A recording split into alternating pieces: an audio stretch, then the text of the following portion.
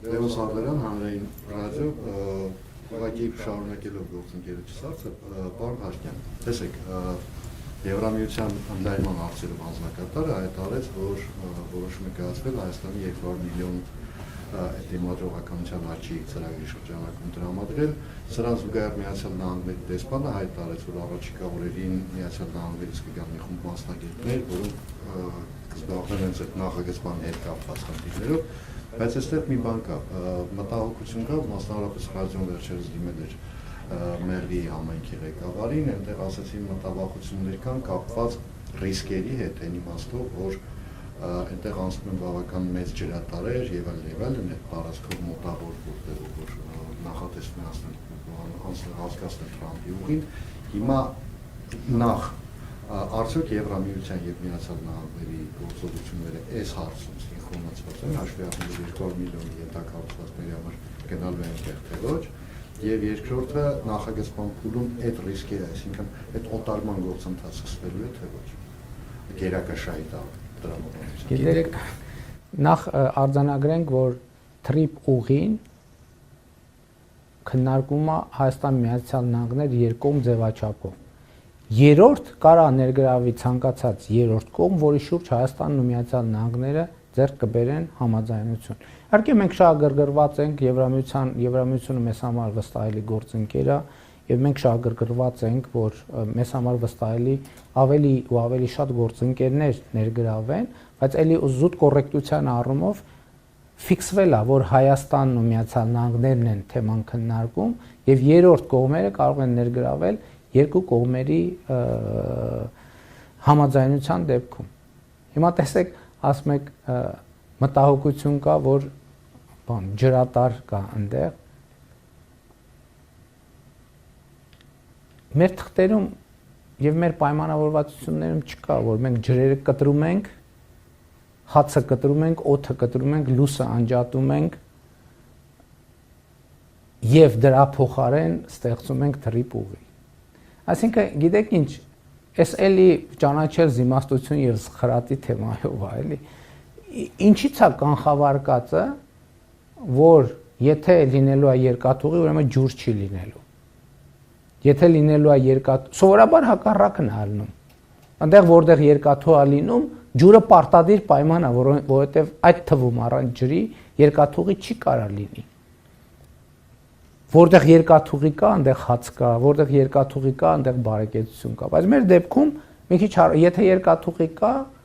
ուրեմն հաց չկա, ջուր չկա, անվտանգություն չկա, մարդ չկա, ինքնիշխանություն չկա, տարածքային ամբողջականություն չկա։ Մենք մեզ ներշնչված գետոյի տրամաբանությունն է, որ այդ էս բան իրավունք չունի, պետք է փակված մենք ապրենք, որ մեր ինքնությունը, մեր անվտանգությունը պահենք։ Այդպես չի։ Ընդհակառակը ժամանակակից աշխարհում պետք է շատ շփվել։ Պետք է խոսել, պետք է հասկանալի լինել, խոսել, հասկանալու համար աշխարհը եւ հասկանալի լինելու աշխարհին։ Եվ մենք հիմա այդ ենք անում։ Չի կարող, հասկանում եք, չի կարող այդպիսի բան լինել, որ չկա տես տրամաբանություն, որ խաղաղություն կլինի, բայց ջուր չի լինի։ Այ ժողովուրդ, ընտրեք ջուր եք ուզում, թե խաղաղություն եք ուզում։ Որտեվ ջուրն ու խաղաղությունը սովորաբար իրար հետ են լինում։ Կարա պատերազմի դեպքում ջուր չլինի, որտեվ պատերազմը այնուամենայնիվ ավիրելու մասին է, որտեղ կարա ավիրվի եւ ջրագիծը, եւ երկաթուղին, եւ ճանապարհը, եւ տունը, եւ հիվանդանոցը, եւ դպրոցը, եւ կյանքը, եւ հարաբերությունը, ամեն ինչ։ Տենց խաղաղություն չի լինում, որ ասենք գիտեք ինչ, խաղաղություն, ժողովուրդ ասեք, ջուրն եք ընտրում, թե խաղաղություն, բայց պետքա սովից կոտորվի ժողովուրդը։ Դա խաղաղություն չի։ Խաղաղություն հենց ենթադրում է, որ ոչ, ժողովուրդը պետք է ապրի, բարեկեցիկ ապրի եւ այլն եւ այդպես շարունակ։ Եւ Մեղրի ժողովուրդը, նույն Մեղրի ժողովուրդը եւ ընդհանրապես Հայաստանի ժողովուրդը ինքը նաեւ կարա համեմատի այն ժամանակ, որ երկաթուղի կար, իր կյանքը ավելի լավ էր, թե ավելի վատ էր։ Այն ժամանակ, որ որևէ խաղաղություն կար, Միջայլոց խաղաղությունն ու հրադադարը պետք չի իրար հետ տարբերակել։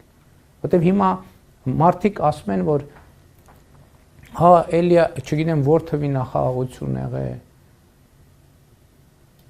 Չի եղել խաղաղություն, որովհետև ամեն տարի մենք ունեցել ենք զոհեր փոխհրաձգության արդյունքում։ Հիմա մենք մի տարի 7 ամիս, երևի արդեն 8 ամիս Հայաստան-Ադրբեջան հրաձգությունների արդյունքում զոհ վիրավոր չունենք։ Մեր անկախության օրոք չի եղել այդպիսի մի տարի 7 ամիս։ Չի եղել այդպիսի մի տարի, որտեղ մենք զոհեր չունենանք, վիրավորներ չունենանք, դիվերսիաներ չունենանք եւ այլն եւ այդպես շարունակ։ Այսինքն խաղաղությունը, որ ասում են այն ժամանակ խաղաղություն չի եղել։ Հայաստանի անկախության առաջին օրից ոչ մի տարի խաղաղություն չի եղել։ Չեմ ուզում ասեմ ոչ մի օր, որովհետեւ ոչ մի օր էլ չի եղել խաղաղություն։ Հայաստանը խաղաղություն չի տեսել, երրորդ հանրապետությունը խաղաղություն չի տեսել ընդհանրապես։ Եվ այդ տրամաբանությունը չկա, հասկանում եք, ես նույնիսկ ուզում եմ ինձ բացատրեք, ո՞նց է ծագում այդ հարցը, ինչի՞ց է ծագում այդ հարցը։ Խաղաղություն լինելու, բայց ջուր չի լինելու, հաց չի լինելու, տրանսպորտ չի լինելու, շոր չի լինելու, հագնելու, ընդհանրապես ջեռուցում չի լինելու, տանիքը կաթելու է, տները քանդվելու, ո՞նց։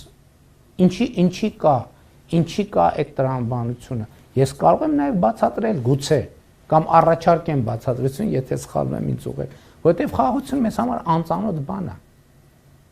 Մենք չգիտենք խաղաղությունն ինչ է։ Երրորդ հանրապետությունը, Հայաստանի Հանրապետությունը երբեք չի իմացել խաղաղությունը ինչ է, եւ մենք պետք է սովորենք խաղաղ կյանք չի եղել։ Մեր երկիրը չի ունեցել խաղաղ կյանք։ Հիմա մենք պետք է սովորենք ինչ է նշանակում խաղաղ կյանք։ Եվ իմիջիայլոց պետք է չի շտապել, այդտեղ էլ պետք չի շտապել։ Որտեվ կան հարցեր, այո։ Հա, իմիջիայլոց ես ՄԱԿ-ի ամբիոնից կարծեմ ելույթի մեջ, ինձ ասի կոնֆլիկտի դեպքում հարցերը շատ չեն։ Հարցերի շրջանակն էլ է քիչ, պատասխանների տարբերակներն էլ են։ Խաղաղությունը իր հետ բերում է հարցեր, էլի հարցեր, նոր հարցեր, անընդհատ հարցեր, ու շատ լավ է։ Պետք է նստել հանգիստ այդ պատասխանների շուրջ մտածել։ Գնալ տեսնել։ Իմ ասածը չի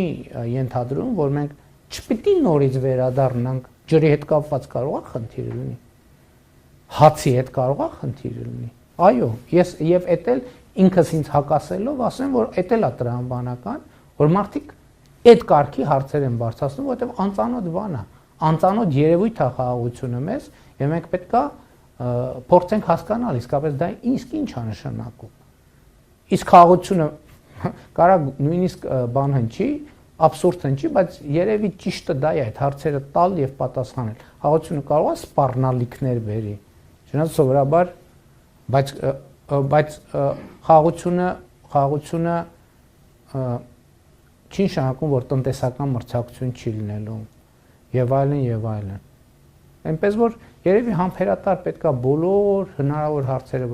ձևակերպել, փորձել այդ բոլոր հարցերի պատասխանները գտնել, հետո հասկանալ այդ պատասխանները համոզիչ են թե ոչ։ Եթե համոզիչ չեն, ոչինչ էլի վերադառնանք։ Բայց համբերատար, դանդաղ, անշտապ, բայց առանց ընդհատումների։